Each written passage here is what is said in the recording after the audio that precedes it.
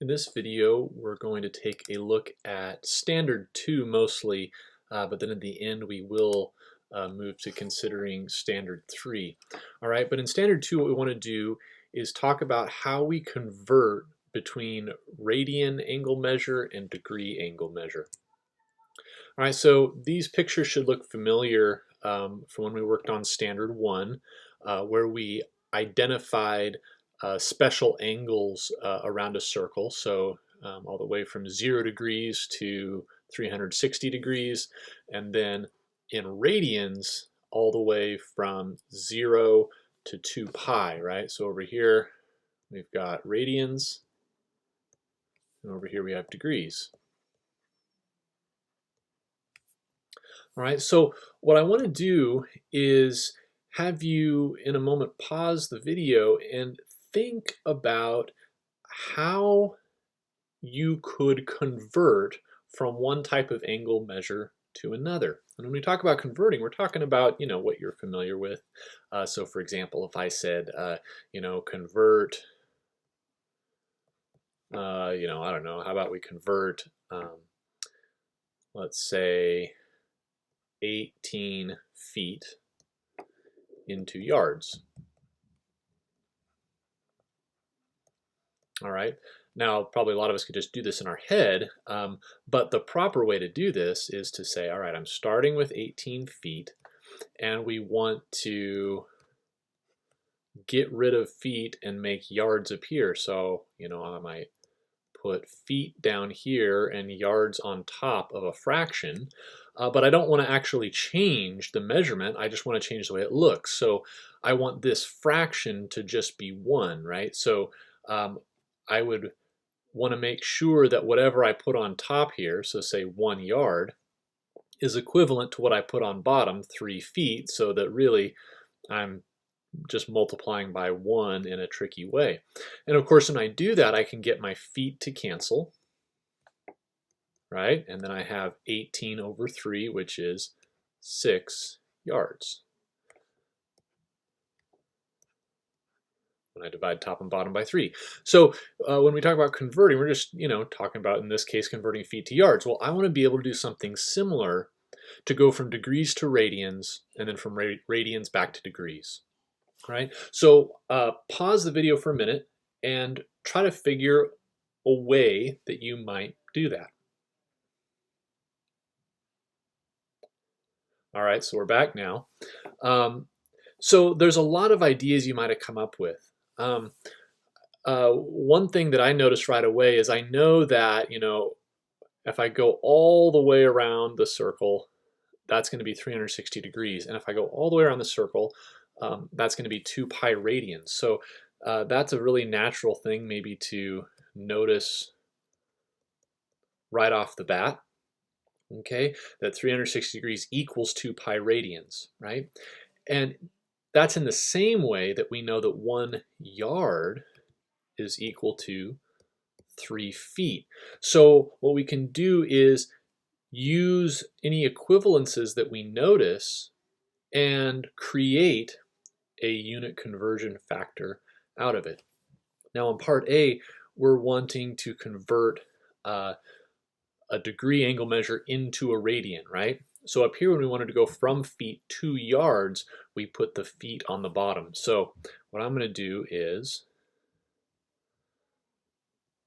put 360 degrees on the bottom and put 2 pi on top. And this is going to be my unit conversion factor.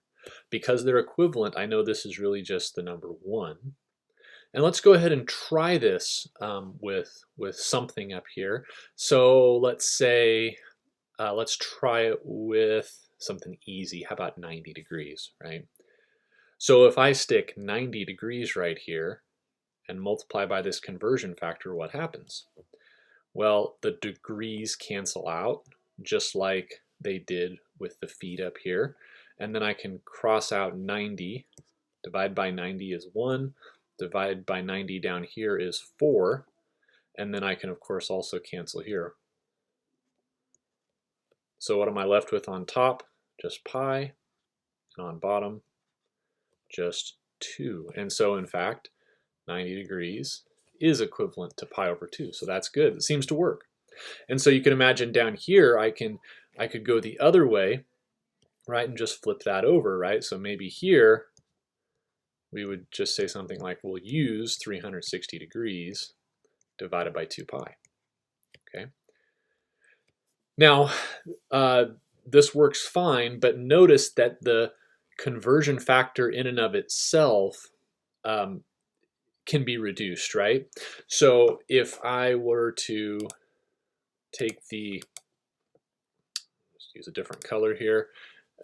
If I just took this fraction as it is, and I divided by 2, I could put 180 degrees up here, and I could just put 1 down here. So instead of 2 pi and 360, what we actually will use in practice is the fact that pi is equal to 180 degrees.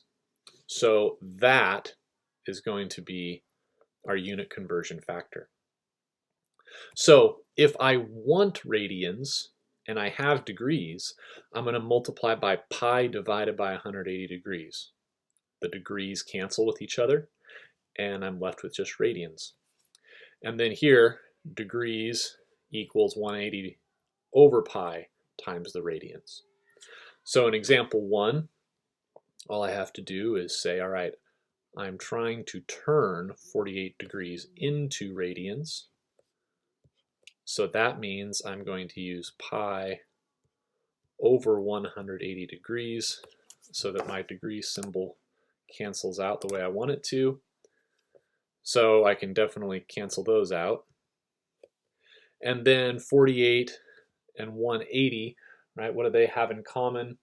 I think I can definitely divide them both by 4. So if I divide 180 by 4, I get 45.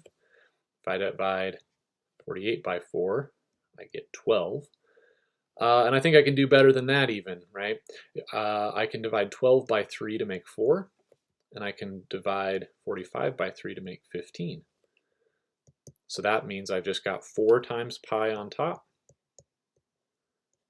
and then 15 times 1 on bottom. So that means that 48 degrees is 4 pi over 15 in radians. And then going back the other direction, 7 pi over 3, that is in radians. I want to turn it into degrees, so that means radians go on the bottom of my conversion factor. Degrees go on top because I want them to show up. And we do whatever canceling we can here as well. So of course my pi's cancel, and then divide 3 by 3, I get 1. Divide 180 by 3, I get 60. So on bottom it's just 1 times 1. On top it's 7 times 60, so 420 degrees. All right, now that's it for Standard 2. Standard 2 is just all about, can you convert between radians and degrees? All right, so the one other thing I want you to do with this class notes is think a little bit about what we're going to be doing in Standard 3. So what I want you to do here is in Standard 3, we're going to be introducing ideas of arc length, area, linear velocity, and angular velocity. And this little problem here is just going to kick us off. Now I'm not going to do it for you here. You're actually going to see the solutions to this in your Standard 3 video notes. But I want you to give it some thought ahead of time. Because I actually think you can problem solve your way to figuring this out even without me giving you any special instruction.